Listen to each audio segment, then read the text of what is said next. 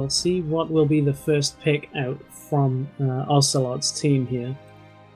Yeah, so Shyvana has been banned out, and most likely we'll see one of the champions who has not been banned out, because there are kind of like the top tier picks in the moment, and there are so many of them that you'll end up getting some really good picks regardless of what happens during the banning phase. Now, Elise has been locked in. Where will our second set of picks go? There's quite a lot available here for Gunwaaa to select from. Quite a few AD carries and support still available. Annie, Lucian and Jinx all still on the cards.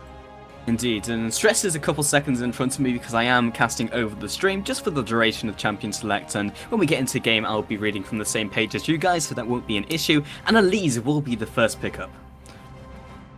Yeah, and still waiting on the picks here out of Gunwaaa. Still trying to decide what exactly they want to select as their first two. I believe we're just talking through a couple of rules here. So, Lucian and Thresh have been picked up. Yeah, indeed, and Stress is a little bit distracted right now as we just handle some internal issues, so I'm going to try and fill in the gaps as best I can during this Champion Select. But Elise is a very solid pickup as your first pick, because there's very little that she suffers against. She's a little bit ambiguous, but mostly going to be in the jungle, because in Season 3 we did see her played a little bit in the top lane, a little bit in the mid lane, and sometimes in the jungle as well, but now it is just primarily jungle, so, but there is that ambiguity about that, so that you can say, okay, well, this is... we don't want Elise in jungle when we have this open or that open, but there's very little that Elise doesn't do well against anymore. And now Ocelote has locked in Riven, as Morden maybe looking over for Caitlyn here as the AD carry.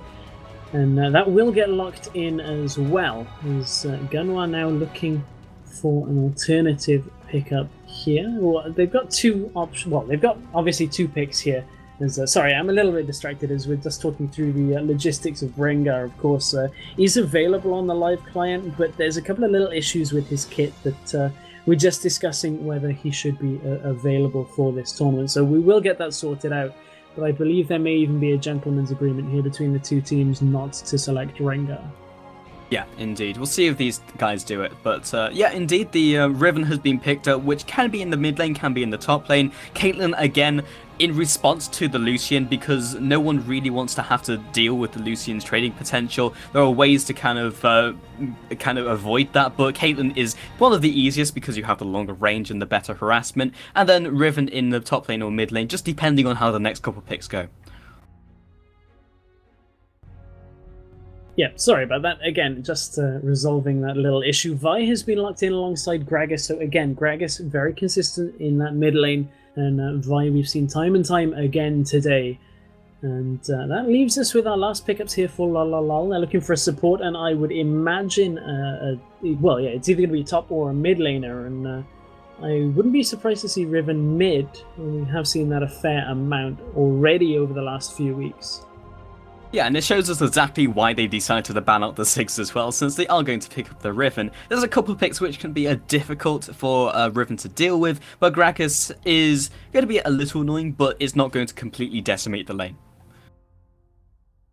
Now, Annie has been hovered over alongside Syndra, and Syndra is a champion we haven't seen all day and really relies on that heavy burst damage in the mid lane, has one of the highest burst damages available at level 6 when that power unleashed comes available, and Annie will get locked in for Dioud. So Caitlyn and Annie is the bottom lane, and we're waiting on our last pick here from Gunwaaa.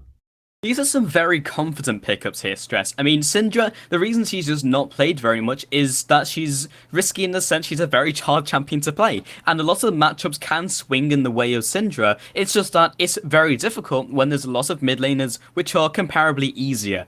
And again, with Riven, it's a very ballsy play because Riven is a high skill cap champion, can be in the top lane, can be in the mid lane. We'll just have to see where these fall.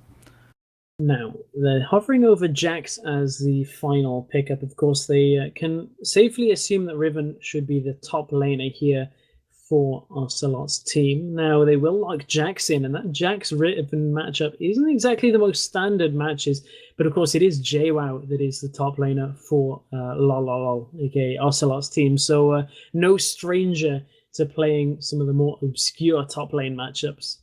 Yeah, not at all. So we do have the hover over the LeBlanc at the moment. Do inform me if that changes, but the LeBlanc versus the Syndra matchup is very similar because they both just try and burst each other down, but it most likely looks like they're going to lock in that Jax, as you previously mentioned. Yeah, that is what they indeed did settle on, because of course Gragas is in the mid lane for Gunwaaa already. So what? How will this game go? Of course, you've got the experience on the side of Ocelote's team with players like Jwow, Morden, Ocelote, Dioud, and Yuki, and that's quite an intimidating team to go up against if you're the more unknown team of Gunwaaa. So that's really what we'll be looking for here in game number one. Yeah, and while they are very talented as individual players, the team of Gunwaaa potentially have been together longer, so they have the experience advantage onto Ocelote's team. Yeah, and that really is a bit of a wild card factor, but we are into the delay period, guys, so we're going to go for a very short break here as we load into the game. Please stick with us here for game number one between Lololol. This is... Welcome back to the Scan Invitational, powered by Creative Sound Blaster, Be Quiet, and Netgear. We're into our last best of three of the day, and it's Lololol, also known as Ocelote's team, as we've dubbed it. Apologies to the rest of his team. It's the easiest way of recognizing the team. Up against a very last-minute replacement of Gunwaaa. Unfortunately, Intellectual Playground weren't able to make the tournament. They told us earlier today that they couldn't field a complete roster. So rather than have a forfeit win and take the opportunity to see Ocelote's team in action, we've found our good replacement in the form of Gunwaaa. Absolutely, and it means I won't murder Intellectual Playground's name and say intellectual property, which I have said so many times. But either way, not going to be too much of an issue. And Jax has 700 and something HP. That's a lot. That is quite a lot with that Doran Shield start. Now, those of you that are in chat, I know you're professing your love for Ocelote, but if you can take a couple of minutes out of your time, we are doing a giveaway for a Creative Evo ZX headset, which I'm sure some of our mods in chat will be posting about how you can win that in just a couple of minutes. So make sure that you head over to Twitter and send out the tweet with hashtag LoveScan to all of our sponsors as well. So check out the Scan Computers Twitter, the Scan Gaming Twitter, and we'll be able to pick a winner just at the end of this best of three series, where one of you will win a Creative Evo ZX headset. Okay, so again, we're going to see these very common starts, and Daffcio will... I almost read that as Daffcio. Daffcio will be picking up the blue buff and moving his way to the red buff, which is a little more of an uncommon start, but signals that he may want to go for that early gank onto the top lane and try and shut down the Riven, which would make a lot of sense. There we go. The information is in the chat there for all of our viewers, and as you said, it's one of those situations that... you just got to wonder how it's going to go from here, whether the experience of Ocelote's team in solo capacity and in other teams is going to outweigh the experience of Gunwaaa from being quite a well-established team.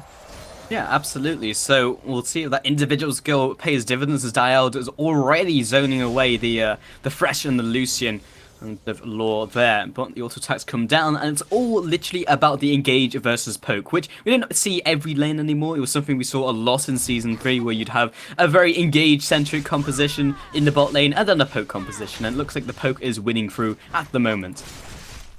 You can see that just that zoning early from Dioud has allowed them to set up the lane and really start pushing this in. They've already got Lucian away from the minion wave in 14 CS to 8 so far, so already a slight advantage for Ocelote's team. How will they convert that? Ocelote finds a barrel there from Gragas, but Syndra against Gragas, again, not the most standard of matchups here. Yeah, it's definitely more of a skill matchup. Syndra can definitely win this indeed. The early damage is insane. Level 3 already looking for the all-in, and Iverek gets dropped below 10%. Now both of the junglers finding themselves in the jungle of Daffcio. Indeed, he will just sit around and see if he can just collect this Wraith off of Morden as he just tries to push Vi backwards. But Vi does not want to get into a 1 versus 1 duel.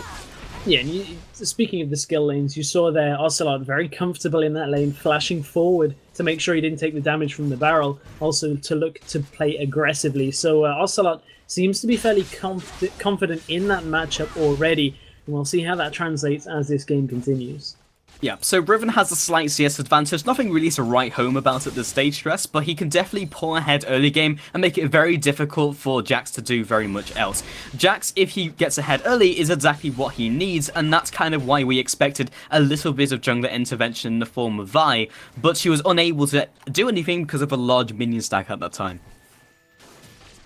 Ocelote has gone back and picked himself up a second Doran's Ring, which has been mirrored by Gragas, so I wonder how that lane will play out. Of course, both will get a lot of burst damage at level 6 with that Power Unleash becoming available, as will the Explosive Cask, and it's really the presence of Daffcio, I nearly read it as Daffcio there, as he hits level 6 again, it's that critical point on Vi of where Assault and Battery becomes available, but Ocelote gets dropped in the mid lane for first blood.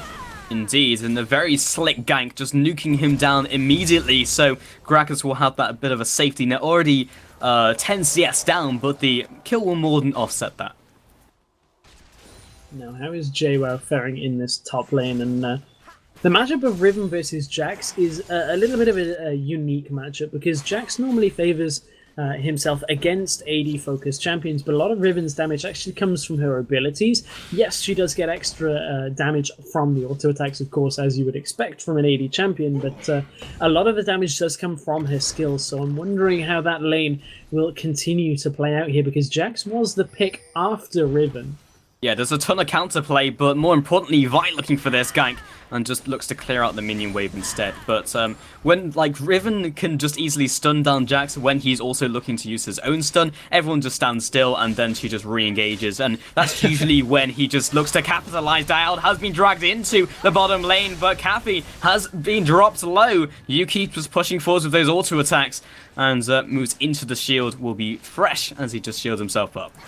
Yeah, and Yuki is somewhat of a recent addition to Ocelote's team. They were previously playing with Freeze, who was on the NIP roster, who now you have to wonder, will they remain a part of Ocelote's team after NIP did not, in fact, qualify today for the LCS? Apologies if there are any spoilers on that one, but if you are in the Twitterverse, I'm sure you are aware exactly of what happened earlier in the LCS promotions, but meanwhile, in this game, it's Yuki who is the AD carry and is already doing a good job, has a slight lead, and they're controlling the lane very well.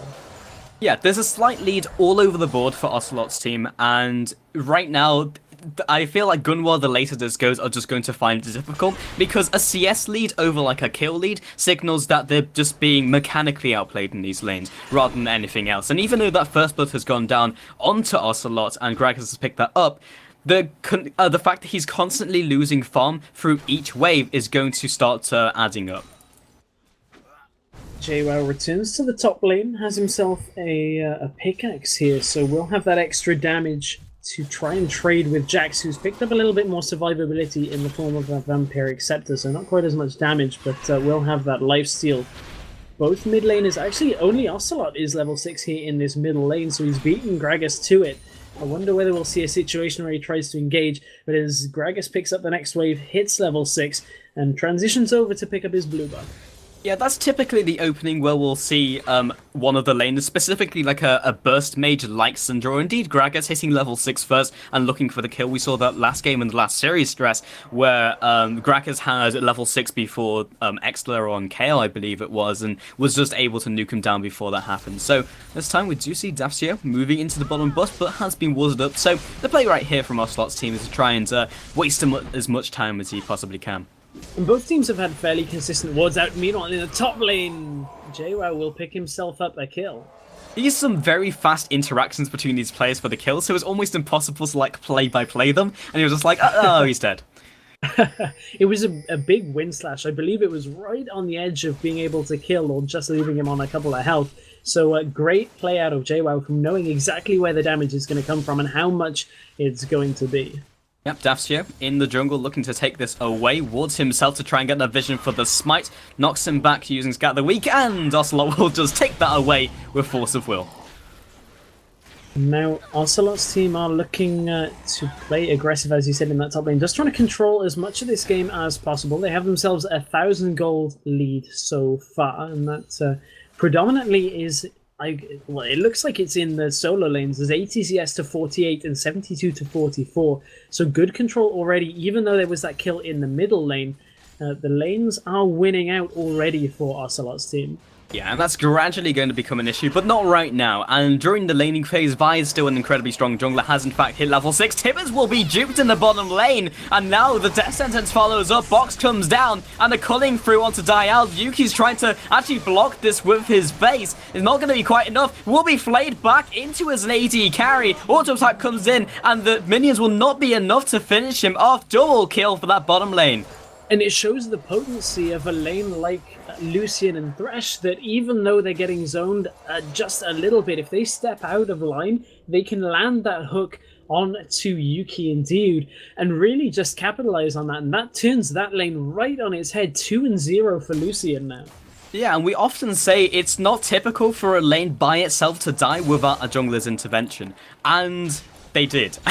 And that has completely changed how that lane is going to go. It's completely shifted it. The fact he was losing his CS, he's now winning his CS, and he's 2 kills over Caitlyn. So he's going to be quite happy and probably able to pick up a Bloodthirster fairly shortly if that's what he's looking for. And I think you've got to pin that down to the missed Tibbers. Had Tibbers landed, that would have been a completely different fight. So maybe Dioud, the nerves are getting maybe to him in this first game that they've played together in a competitive environment. Yeah, that's very true. A competitive environment to a new team is something that can really pay on the nerves, and has already shown because they are behind in those kills. But the mechanical skill is definitely still there with the CS advantage in top and mid lane. Dragon has, spawned very early into the game, but is still alive and will become a factor in the next couple of minutes. Yeah, it's one of those ones where I'm like, at 15 minutes, they see Baron spawn, and I'm like, Baron's up? Oh, wait, it's spawn time, of course it's up. But Morden will clear out pink wards. Sometimes that pink ward spot ends up going unseen for a while if you don't cross through it with attack moves set on. So good clearing out there from Morden, just making sure that they're keeping the vision down from Gunwaaa as much as possible.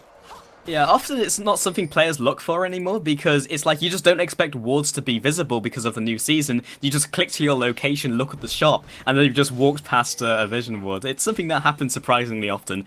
But in the bottom lane, again, Lucian is actually able, even though he's standing behind his own minions, to be very aggressive. Because Caitlyn and Dioud cannot be aggressive, because if they get hooked, then they lose the trade. And they're also trying to bait out this gank from Elise, and they're also trying to bait out the gank from Vi, and nothing actually lands, so everyone just backs up.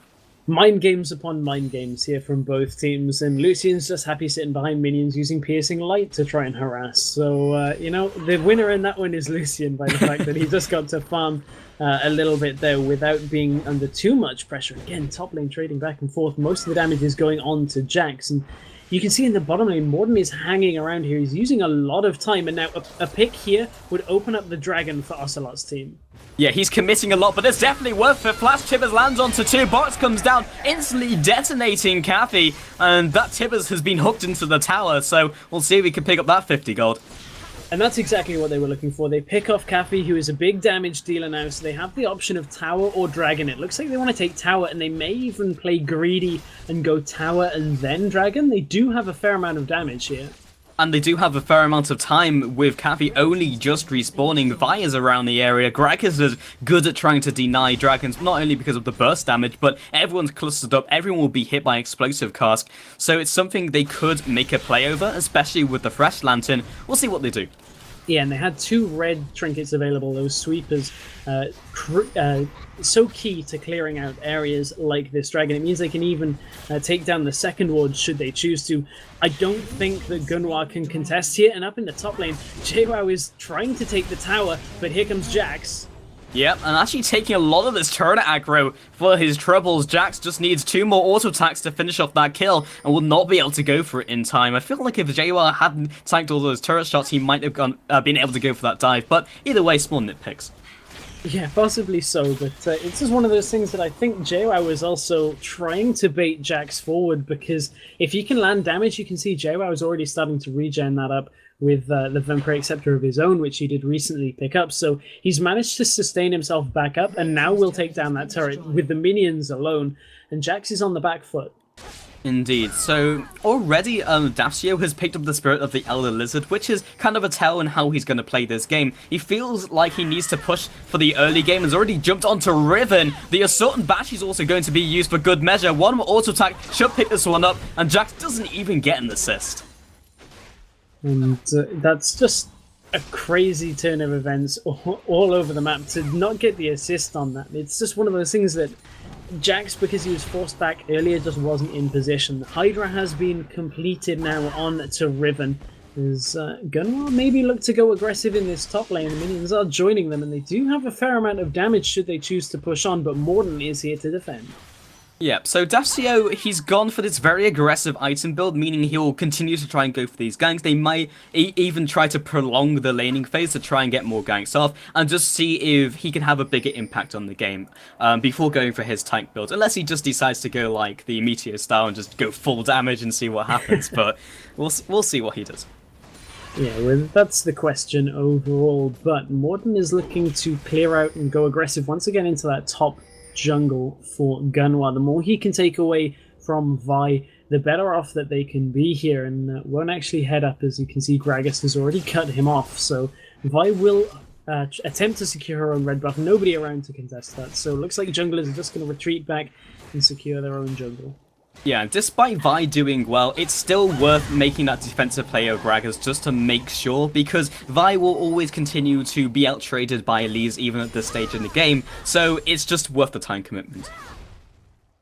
Dioud and Morden now heading around this bottom jungle area, looking to see where the blue has spawned, but with that bottom lane tower, it means that that Morden and Dioud can really just establish good ward control here around the lower jungle of Gunwaaa, and that's going to make it very difficult for Gunwaaa to take any trades. They found themselves Jwow, but Jwow's found himself Caffeee. Wind Slash comes out, not quite enough flashes out of the Dark Sphere through the Force of Will. Morden from the backside though, along with Dioud, see if they have enough CC to lock him down. Big Gragas barrel backs him off into the turret, but doesn't quite take the aggro. Uses Bladed Rune Key for the healing. Not going to be enough. Ocelote picks up another. Dioud has knocked him down. There's this chain CC, but with Mystiques comes from the side, picks up another kill onto Morden, drags Iverek back into the fight. Culling comes through. Another couple clip Dioud, and that will be a favorable engage for Gunwaaa.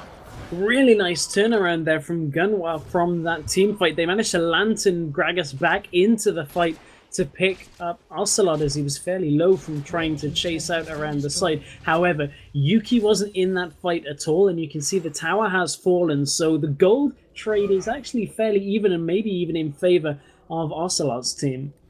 Yeah, they're not winning these fights, and it's kind of gotten to the point where they just want to give up on that and just push these objectives. And they can split push very effectively. They have two fantastic split pushes. In that case, Yuki was just able to just carry on pushing while the fight ensued in mid lane. So that was a very easy play for them to make. Jax doesn't necessarily want to be dragged away from his 1v1 because he is known as like a strong duelist. But because he's behind, he can't actually fulfill that role and has to go for the weaker role of a team fighter. Interesting to see the itemization here from the junglers. Elise, as you would expect, building fairly tanky enough in that top lane. There's another trade by Jax and Riven, and Jax may even have the best of this as Daffcio comes over the wall and picks up that final kill. But I was about to mention that the difference between Spirit of the Ancient Golem and Elder Lizard, but here comes Dioud in the bottom lane looking for the stun. You will get to finish this point at some point, Stress, and Mystiques will, in fact, just get deleted, and Yuki will be the one claiming that. Yeah, I thought that might have been a bigger engage, but yeah, basically Vi, rather than building the Ancient Golem for extra tankiness and the tenacity, has built Elder Lizard, which is going to give him more damage, but Ocelote is in trouble. At some point. But Ocelote just pushed back to his turret, Body Slam comes through, and the barrel roll picks it up and will not be enough to take him down. Yeah, Power Unleashed was onto Gragas, and it's slightly unfortunate that the turret wasn't aggroed onto Gragas, otherwise that would have been a kill. I finished that point, it's okay. We can move past it now. Yeah, the commentator's curse means that if you do start a point, then you will split it up into 3 or 4 smaller points because of action, but the middle tower will be starting to get sieged. Yuki is just coming from the bottom lane as well. Daffcio does not want any part of that. Yeah, Yuki's really showing us some quite smart rotations, knowing where he can push down turrets and push lanes. You see him rotate instantly as soon as it's available. They take it down another turret, secure the blue buff from their opponents, And now they look to consolidate around Dragon as it spawns in 15 seconds. Yeah, it's interesting that Jax is converging around this area as well, considering Riven was pushing top, but Jwow, in fact, does not go any further. He's also going to join the team for this team fight. He will offer slightly more to the team fight than Jax, that's most likely why. And the wave was pushed up so Jax could just sit in the top lane and be a threat because he's going to take their turret. It's one of those things that Jax is going to scale very well, even though he's fairly behind, whereas Riven doesn't have the best scaling unless he's getting a lot of kills. And at 1-3-1, those kills haven't really come out as much as they need to. Yes, there's a CS lead of 40 in that top lane, but Jax just is going to scale better naturally. But there's a big fight about to burst over Dragon. Yeah, that will be the Dragon secured from the red team, but now the initiate Yuki drops. Huge barrel from Gragas as well off to the side. Ocelote is being zoned away. Dioud also lands the stun. They should be able to pick up this kill. He's waiting for the body slam, in fact lands it. But Jwow in from the side doesn't even matter because Dark Sphere picks up the kill. You can see there Ocelote's team just confidently trading 4 for 1, and they may even look to rotate here towards the Baron. That's a good call, actually. I mean, we've seen a couple of early Baron attempts from, I believe it was Millennium attempted it as well, and there's no reason that they can't do this right now. Yeah, absolutely, because the Baron is dropping very quickly. They have a lead on their team. They have a lot of single target damage. Daffcio still has the ward, but only for a couple seconds. In fact, it's already timed out. Daffcio, they're just going to stop the Baron and just kill him, then rotate back onto it. Will it be enough time for the rest of the team to rotate? The answer is no. And Mystiques tries his best, but the death sentence will not clean the Baron. And that's a very important Baron being picked up for Ocelote's team. It really consolidates their lead even further now, nearly 6,000 gold. And the extra damage in team fights is going to make their already strong team fighting presence of all of the players even better, because they're now going to have that amplified damage and the regen in between team fights as well. Yeah, so that Baron timing was absolutely perfect. It means they can go for those team fights, as you already mentioned. And Riven, is just mounting up items. He's still probably... Actually, I'm not sure who wins that trade between Riven and Jax. He's better itemized than ahead in CS, but Jax has just been farming away. He's still probably stronger in a duelist situation, which is really where Jax starts to shine, because when you get into a team fight with Jax, he's more easily kited than some of the, perhaps the other top laners right now. Yeah, he needs to be able to stick on to the AD carry, and any carry, in fact, and pick them off as fast as possible. We'll pick up a red buff, so that'll help him stick to his target, as of course that will provide the slow. But after picking up the Baron now, it looks like Ocelote's team just want to push out as many waves as they can, take the map control back, get the vision in their favor, and then look to start sieging up towers. And I wonder whether they're going to have Riven split push into that top lane, because that looks like what he's positioned to do right now. With the Baron, they can afford to play the slower game. They do not have to go for team fights or indeed try and force team fight. They can just split push with several of their members, maybe even try and find a pick here and there, but they do not need to make power plays. And especially when the kind of trades have not been going in their favor, because Gunwaaa have shown they are very confident in mechanics when it comes to small skirmishes and indeed team fights. So they may not just go for a power play, they may just try to play it safe. I have a feeling, though, that Ocelote's team are looking to rotate quite quickly here. They baited about 4 members up to the top lane and now have rotated down to mid before committing to anything. And we'll get an uncontested tower from this. Will there be a follow-up engage out of Gunwaaa? I kind of feel like taking an engage right now against the Baron up Ocelote's team would not be the best thing to do. Yeah, as soon as they delete the turret, it just removes the ability for Gunwaaa to go for a fight. And I wouldn't be surprised if we see Ocelote's team either one try to get a pick, which would be perfect onto Vi. The stun lock has already come out. Tibbers will get hooked once again, and actually not culling to death. Tibbers will live to fight another day.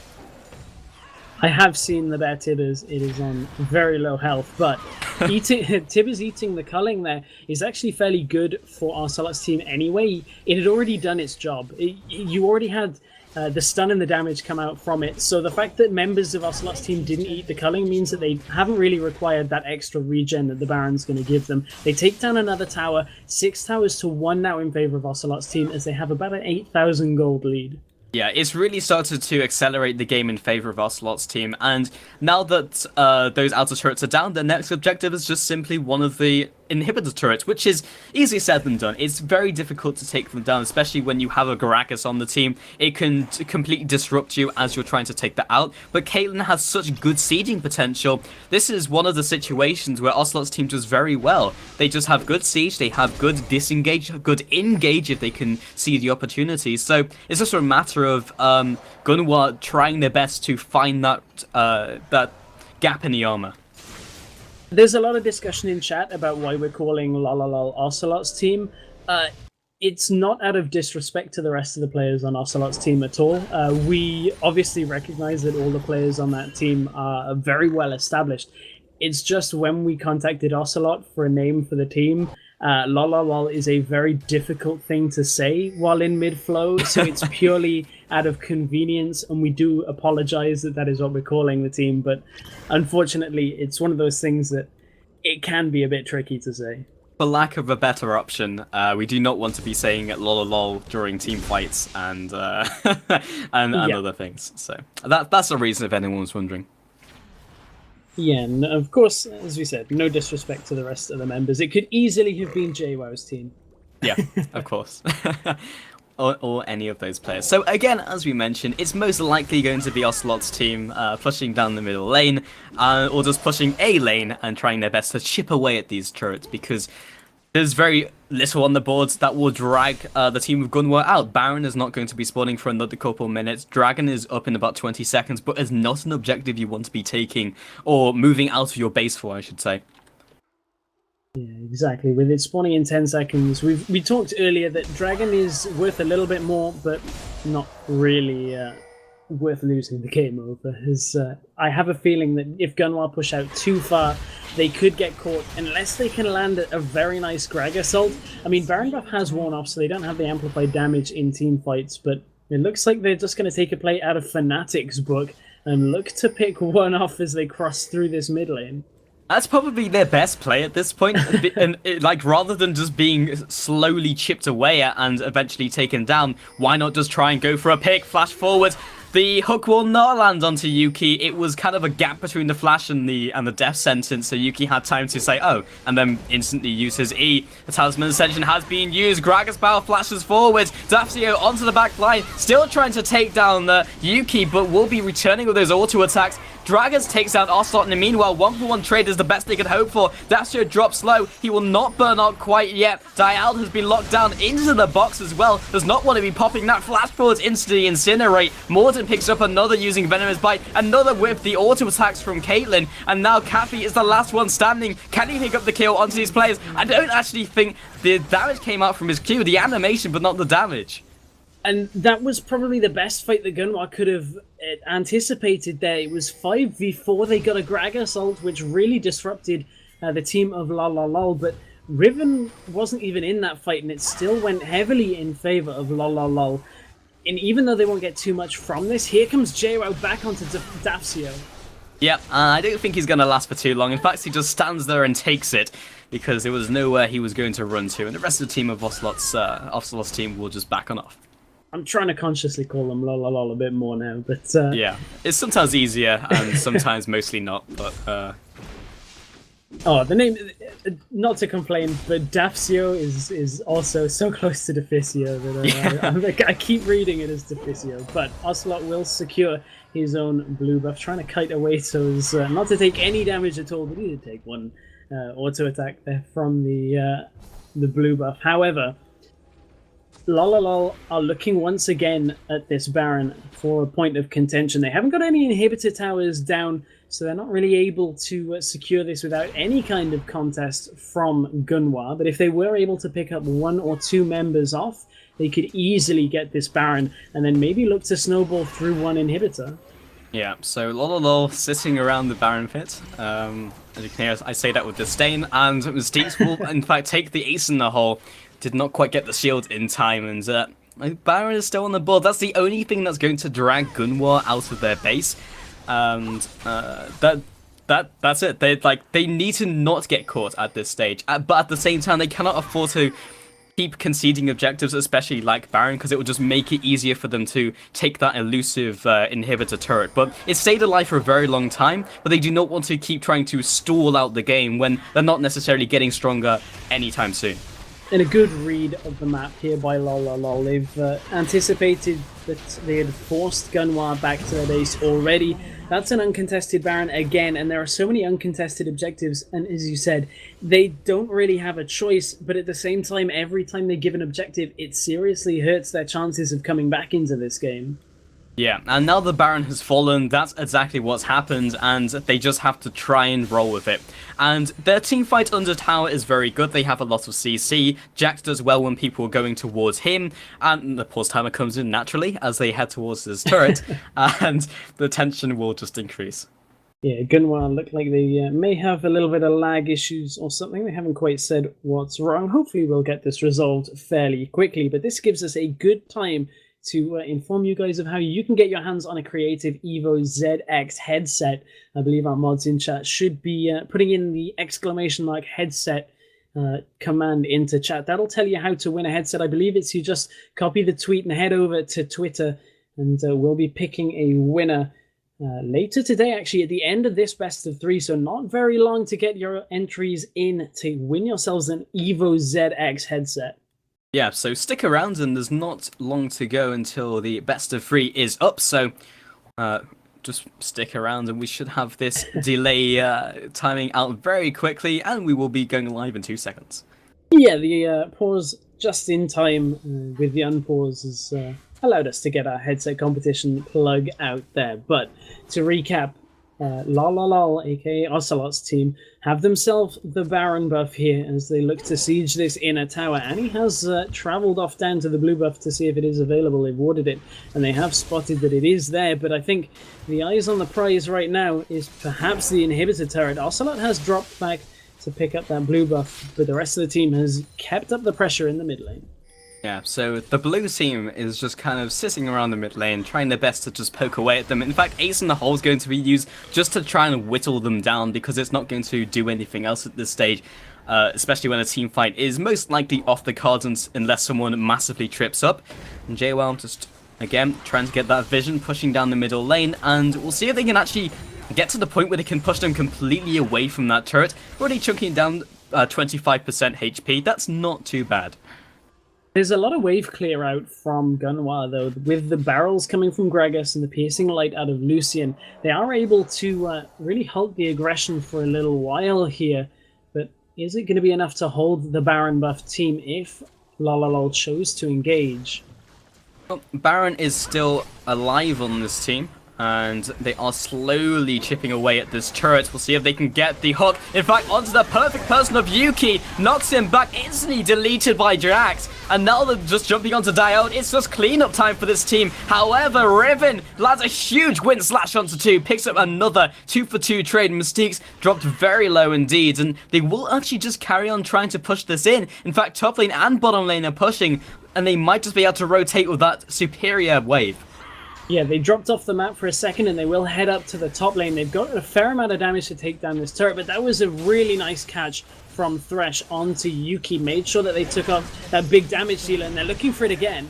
Yep, Jax has dropped very low. Flash forward into Key Burst. Will pick up another. Morden will seal that. And now Mystiques, along with Caffeee, are just trying desperately to keep this inhibitor alive.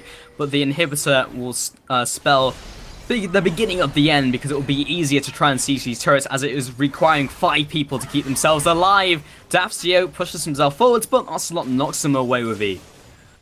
They didn't quite get that inhibitor either. That would have really been a difficult one for Gunwaaa to come back from, but it's just that Ocelote's team, Lololol, are really just making the most out of every engage. Even if they're trading even, they're making sure that they're following up by taking down objectives, and you can see that the itemization really tells the story of the gold lead. Not even a last whisper finished onto Lucian, whereas on the other side you can see more than 2 full items completed for Caitlyn. Ocelote himself at 267 CS with 5 kills has himself a Deathfire Grasp and a Rabadon's Death Cap with a Void Staff as well, so plenty of damage coming out from Lololol. Yeah, and Riven has actually just picked up the Warmog's armor as well. So it's just general tankiness, especially when you have mixed damage on the team, and you don't necessarily want to go for 2 tank items because you're Riven and not someone like the typical top lanes like Shyvana, like Manu, and in fact Nasus. So you won't be going for those 2, and just picking up the Warmog gives you both. It's that point in the game where one team has quite a large advantage, but just need to consolidate everything. They're in their own jungle, making sure they've got the buffs, making sure wards are in place, and just setting themselves up to really pressure that inhibitor that is already exposed in the top lane. Baron isn't due up for a while, so really that's the goal that they're looking for in the top lane. And you can see the members of Lololol are already starting to rotate up there, and Jwow may be leading the charge. Yeah, it shows they want to fight, but making sure they have everything before they go for it, and will not be able to collapse quite in time, even though Daffcio is on right behind them, but the warding coverage will not allow them that vision. So the inhibitor is completely open. There is no turret to kind of keep them alive, and the damage already onto Fresh just from that simple combo from Ocelote. Do have Daffcio from the backside, does not land the Vault Breaker, but Caffeee is alive, but the rest of the team is not. Mystique drops, so does the Jax, and his team is just disintegrating around him. This is most likely the game. And a bit of miscommunication there. Daffcio actually ulted onto, I believe it was Ocelote, and then Gragas managed to ult both the carries further back from the fight, so there was no way of cleaning up Yuki and Ocelote in that team. Caffeee tries to come out and do something, but he's just not able to put down the damage. That will be game number 1 going to Lololol here. In 35 minutes, they pick up a final kill to ace the team and round out the Nexus as we head to game number 2. Indeed. So a pretty long game, or it necessarily too, like, I can't even get my words out today, stress. It's been a long day, but maybe the game could have been ended a little bit faster, but they just played it safe and gradually got back the lead just with their gold increase and the big deficit started to create between these two teams. And again, Ocelote's team showing that they're very strong. Very strong indeed. Now, we're going to head to a commercial break before we get into game number 2 of the series. Keep sending in your tweets as